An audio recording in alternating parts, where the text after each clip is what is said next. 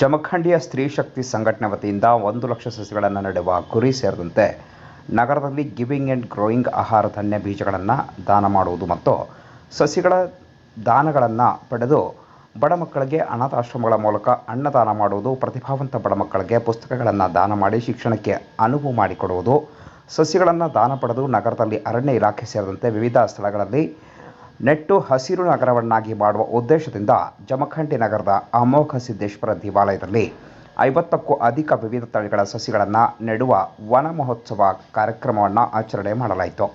ಈ ಸಂದರ್ಭದಲ್ಲಿ ಮಂಗಲ ಕೊಡಗಲಿ, ಜ್ಯೋತಿ ಕಟ್ಟಿಗೆಯವರು ಮಾತನಾಡಿ ತಮ್ಮ ಉದ್ದೇಶಗಳನ್ನು ವಿವರವಾಗಿ ತಿಳಿಸಿ ಸಾರ್ವಜನಿಕರಿಗೆ ಮನವಿ ಮಾಡಿದರು.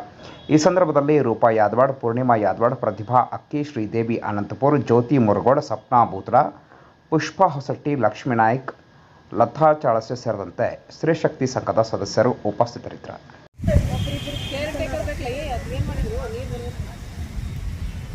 ಇವತ್ತು ಒಂದು ವನ ಮಹೋತ್ಸವ ಅಂತ ಹೇಳಿ ಹಂಗಂತಂದೇನಿಲ್ಲ, ಒಟ್ಟಾರೆ ಸೋಷಿಯಲ್ ಸರ್ವಿಸ್ ಮಾಡ್ಬೇಕಂತ ಹೇಳಿ ನಾವಿಲ್ಲೊಂದು ಜಮಖಂಡಿ ಸ್ತ್ರೀ ಶಕ್ತಿ ಅಂತ ಹೇಳಿ ಒಂದು ಗ್ರೂಪ್ ಮಾಡ್ಕೊಂಡಿದ್ದೀವಿ.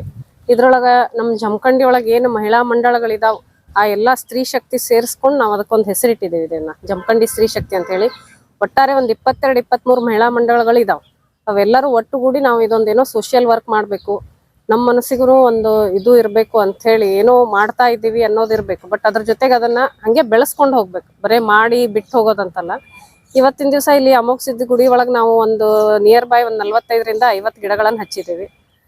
ಚಿಕ್ಕು, ಪೇರ್ಲ, ಮಾವಿನ ಗಿಡ, ಆಮೇಲೆ ಹಾಗೆ ಒಂದಿಷ್ಟು ಹೂವಿನ ಗಿಡಗಳನ್ನು ಹಚ್ಚಿದ್ದೀವಿ, ತೆಂಗಿನ ಗಿಡಗಳನ್ನು, ಲಿಂಬೆ ಗಿಡ ಇವನ್ನೆಲ್ಲ ಹಚ್ಕೊಂಡಿದ್ದೀವಿ. ದೇವಸ್ಥಾನಕ್ಕೂ ಒಂದು ಸ್ವಲ್ಪ ಹೂ ಆಗಲಿ ಅಂತ ಎಲ್ಲ ಥರದ ಹೂಗಳದ್ದು ಗಿಡನೂ ತೊಗೊಂಡು ಬಂದು ಹಚ್ಚಿದ್ದೀವಿ. ಇದೇ ರೀತಿ ನಾವು ಇನ್ನು ಬೇರೆ ಕೆಲಸಗಳನ್ನು ಮಾಡ್ತಾ ಇದ್ದೀವಿ. ಈಗ ಎಷ್ಟೋ ಇವಾಗ ಎಲ್ಲರೂ ಆಲ್ಮೋಸ್ಟ್ ಹೈಯರ್ ಎಜುಕೇಷನ್ಗಂತ ಆ ಸೈಡ್ ಈ ಸೈಡ್ ಹೋಗಿರ್ತಾರೆ. ನಮ್ಮ ಮನೇಲಿ ನಮ್ಮ ಮಕ್ಕಳದ್ದು ಬುಕ್ಗಳು ಹಾಗೆ ಇರ್ತಾವೆ. ನೆಕ್ಸ್ಟ್ ಅವ್ರು ಹೈಯರ್ ಎಜುಕೇಷನ್ಗೆ ಹೋದ್ರಂದ್ರೆ ಅದು ಉಳಿತಾವ ಅಂತ ಹೇಳಿ ಅವನ್ನೂ ಡೊನೇಟ್ ಮಾಡ್ಬೇಕನ್ನೋದು ಅದು ಒಂದು ನಮ್ಮದು ಧ್ಯೇಯ ಇಟ್ಕೊಂಡಿದ್ದೀವಿ.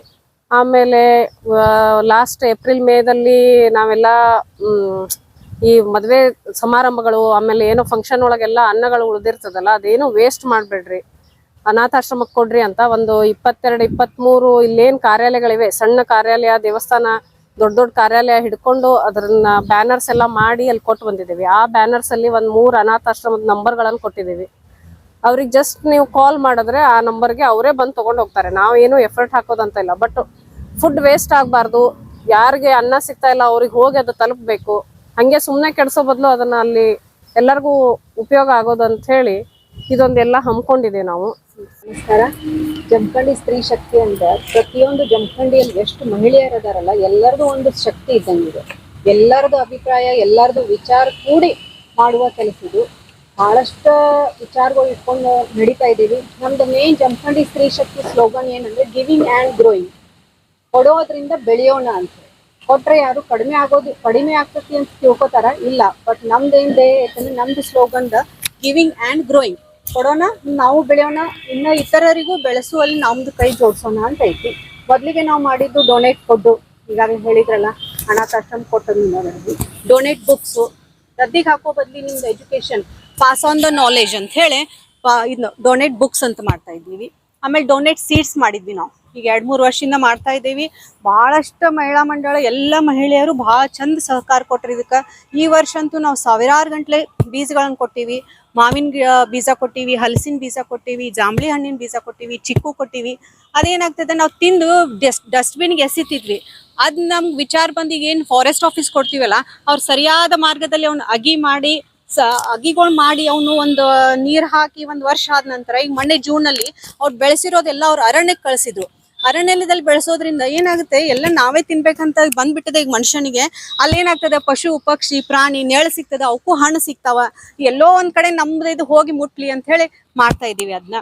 ಆಮೇಲೆ ಮುಂದೆ ಬರುವ ದಿನಗಳಲ್ಲಿ ಡೊನೇಟ್ ಬ್ಲಡ್ ಅಂತ ಇಟ್ಕೋಬೇಕು ಮಾಡೇವಿ ನಾವು ಮಹಿಳೆಯರು ಎಲ್ಲರೂ. ಡೊನೇಟ್ ಬ್ಲಡ್ ಮಾಡೋದ್ರಿಂದ ನಮ್ದೀಗ people live and people give ಅಂತ ಅದಕ್ಕೆ ಡೊನೇಟ್ ಬ್ಲಡ್ಗೆ ಇಟ್ಟಿವಿ. ನಾವು ಕೊಡೋದ್ರಿಂದ ಯಾರ್ದೋ ಜೀವ ಉಳಿಯುತ್ತದೆ ಎಲ್ಲೋ ಅಂತ ಹೇಳಿ people live and people give ಅಂತ ಅದನ್ನ ಇಟ್ಕೊಂಡಿದೀವಿ.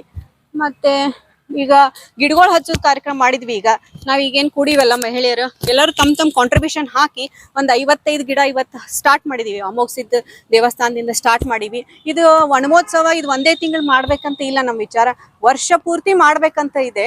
ಅದಕ್ಕೆ ಏನ್ ಮಾಡೋ ವಿಚಾರ ಹಾಕೊಂಡಿದೀವಿ ಮುಂದಿಂದಂದ್ರೆ, ಯಾರ್ದಾದ್ರೂ ಬರ್ತ್ಡೇ, ಆನಿವರ್ಸರಿ ಅಥವಾ ಯಾರಾದ್ರೂ ಅವ್ರ ಮನೆಯಲ್ಲಿ ಹಿರಿಯರು ತೀರ್ಕೊಂಡಿದ್ರೆ ಅವ್ರ ನೆನಪಿನಲ್ಲಿ ಇನ್ನೂ ಮತ್ತೆ ನೆರಳಾಗ್ಲಿ, ಆಸರ ಆಗ್ಲಿ ಅಂತ ಹೇಳಿ ಅವ್ರ ಏನಾದ್ರು ಡೊನೇಟ್ ಮಾಡ್ತಿದ್ರೆ ನಾವು ಕೆಲವೊಂದು ಲೊಕೇಶನ್ಸ್ ನೋಡ್ತಾ ಇದೀವಿ. ಈಗ ಅಮೋಘಸಿದ್ ಗುಡಿ ಎದಕ್ ಹಿಡಿದ್ವಿ ಅಂದ್ರೆ, ಕಾಂಪೌಂಡ್ ಇದೆ ಇಲ್ಲಿ, ಆಕ್ಳ ನನ್ನದೇ ಕಿರಿಕಿರಿ ಇಲ್ಲ. ಆಮೇಲೆ ಅವ್ರು ಏನ್ ಮಾಡಿದ್ರು, ಗುಡಿಯವರು ನಾವು ನೀರ್ ಹಾಕಿ ಜೋಪಾನ ಮಾಡ್ತೀವಿ ಅಂದ್ರು.